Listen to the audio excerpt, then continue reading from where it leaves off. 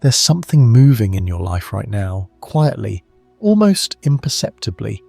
If you weren't paying attention, you might call it nothing, a flicker, a coincidence, and I'll think about that later. But it isn't nothing. It's the first ripple before the wave, the tiniest thread tugging at the edge of your reality. Synchronicities, repeated numbers, familiar names appearing twice in one day, a stranger's sentence that lands like it was written for you. Most people glance away. You won't. Picture this.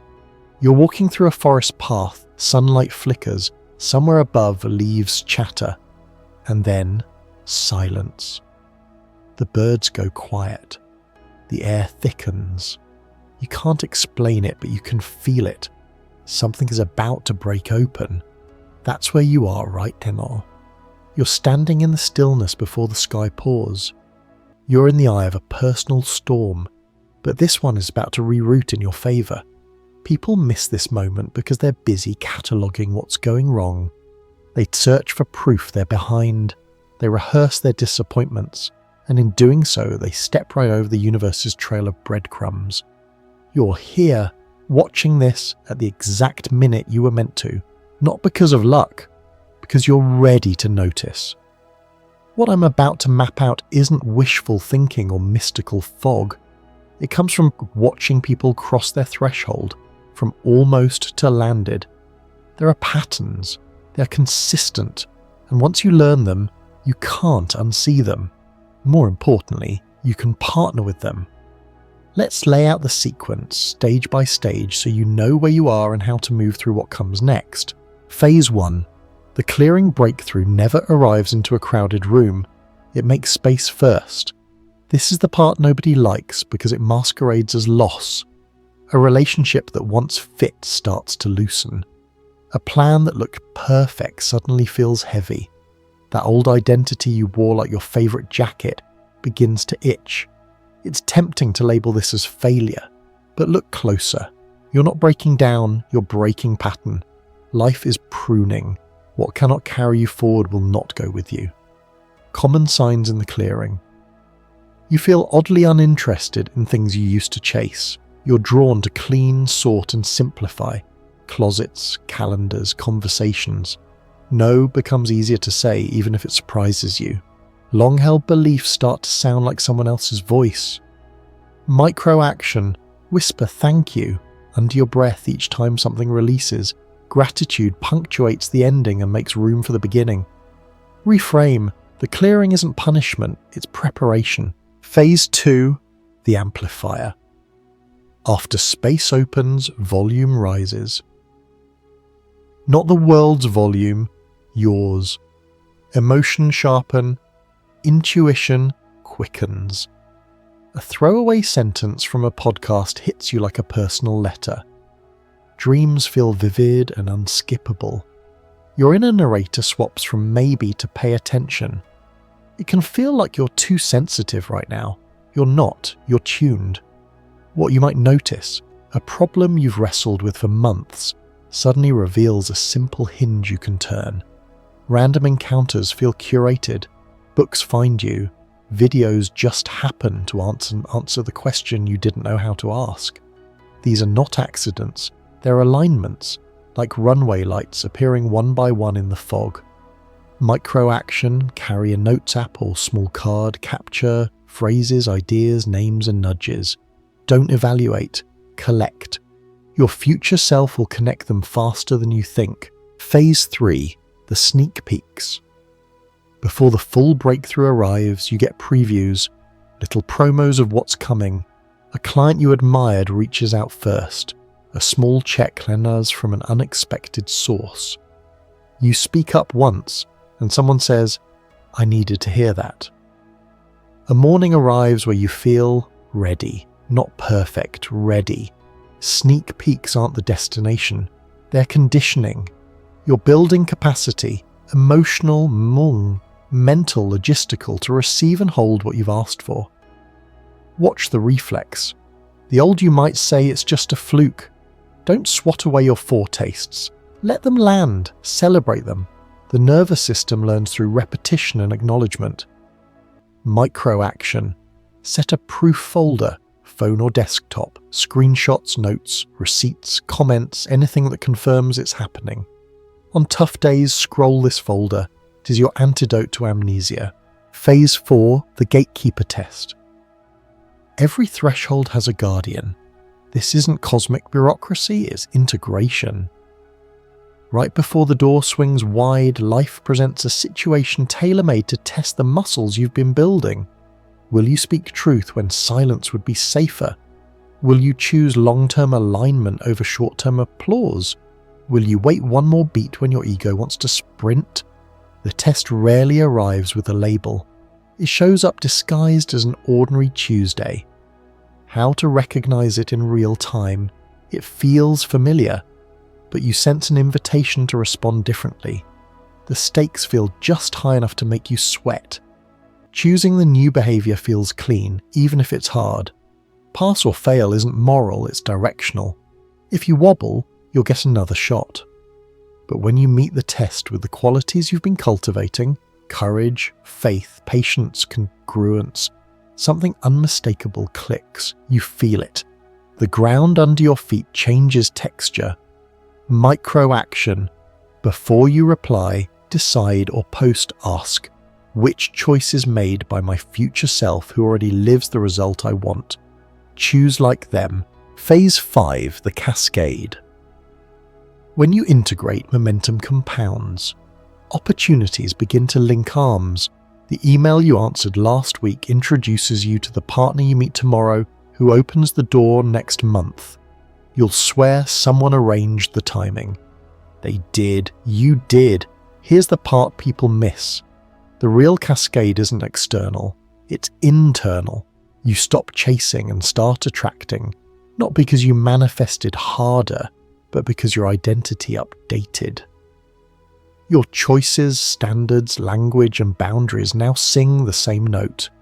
That resonance pulls your matching future forward fast. What it feels like: fewer frantic sprints, more decisive strides, less doubt, more data. Your wins become measurable. People begin to introduce you in rooms you've never entered. Work you once pushed uphill now glides. Micro-action. Each time a new door opens, ask, what system do I need to keep this door open for others and for future me? Build simple scaffolding, templates, calendars, checklists. Cascades become rivers when you add banks. The shadow side, the last stand of the old self. Right before the breakthrough fully crystallizes, the old identity flips the sirens. It throws its best arguments at you precisely because you're inches from crossing over. The voice sounds calm, reasonable. Are you sure? Maybe later. Don't be dramatic. It wears logic's clothes, but it runs on fear. People around you might shift too. Some will feel unsettled without knowing why. Others may pull you toward the familiar version of you. Playful jabs, subtle doubts, invitations to shrink just a bit. Not because they're malicious, because your evolution spotlights their inertia. Name it. This is the last stand. When you can label it, you stop wrestling with fog. You can let that voice speak, thank it for trying to keep you safe, and continue anyway. Micro-action. Write a one-paragraph promise to yourself that begins, the version of me I'm becoming. Read it when fear argues its case. You're not debating anymore. You're remembering. The strangest part, time warps. As you stand on the edge of a major transition, time gets weird. Some days stretch, others evaporate. Moments feel cinematic, like you've stepped into a scene already set up for you. You're not imagining it.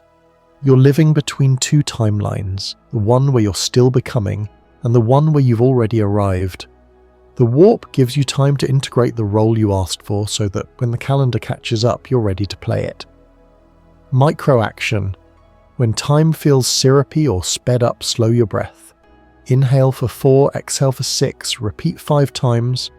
Tell your nervous system we can handle this.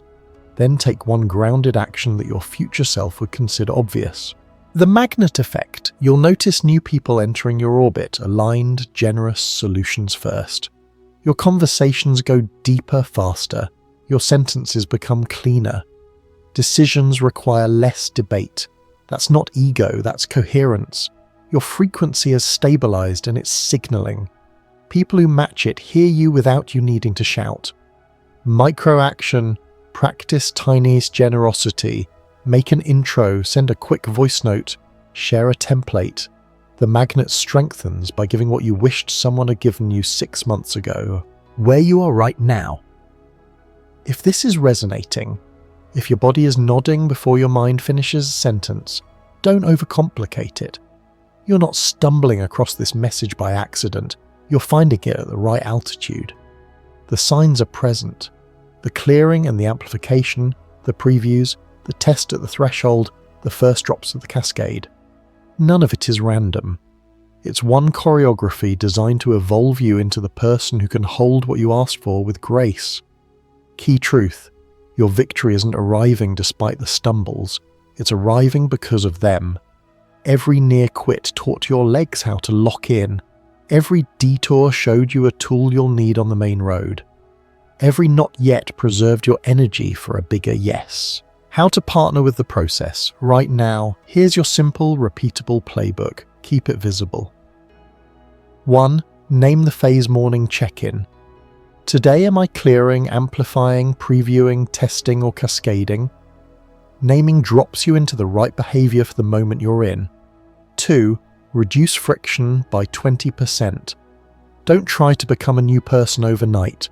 Ask, what is one friction point I can reduce by 20% today? A messy inbox, a draining chat, an ambiguous commitment. Clean one thing, momentum loves clarity. 3. Build one brick each day, ship one unit, one email, one pitch, one page, one outreach, one rep. Consistency beats heroics, and the cascade is built on bricks. 4. Protect the hour guard. One focused hour like a vault, no notifications, no tab hopping. During that hour, you operate as if your breakthrough has already landed.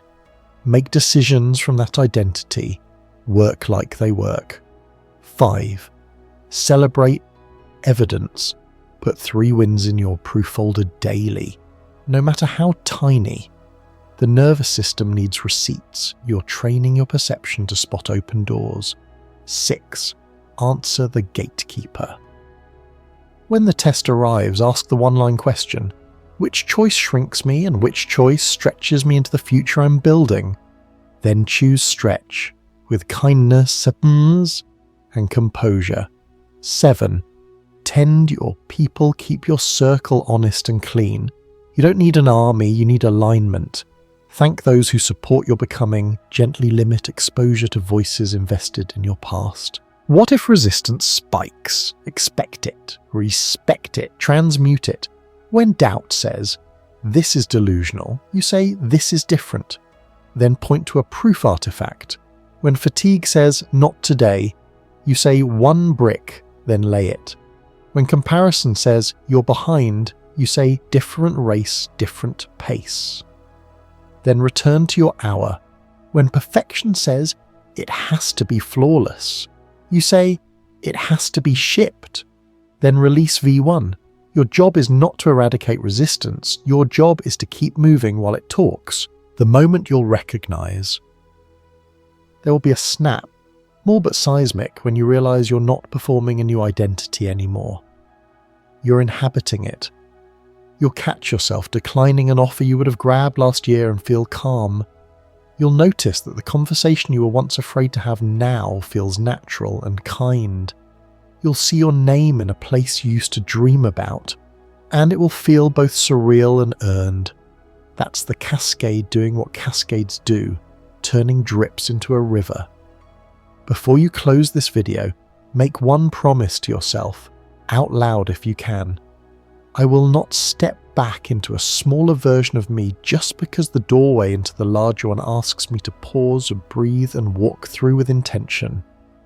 That's it. Not 100 affirmations, one vow, keep it. When the old voice pipes up, smile. You already learned its script. You don't have to fire it, you just don't have to follow it. Look around your life with new eyes, the signs you dismissed as coincidence. They're confirmations, the strange timing, coordination, the opportunities trickling in, early rain. Your breakthrough isn't a lottery ticket. It's a sequence, and you're in it. Tonight, clear, one thought, one thing. Tomorrow, amplify by listening closely. The day after, capture your preview. When the test comes, choose stretch. Then let the cascade run. You're closer than you think. No, closer than that. Now, take one step your future self would call obvious. Then another. I'll meet you on the other side of the door you're already opening.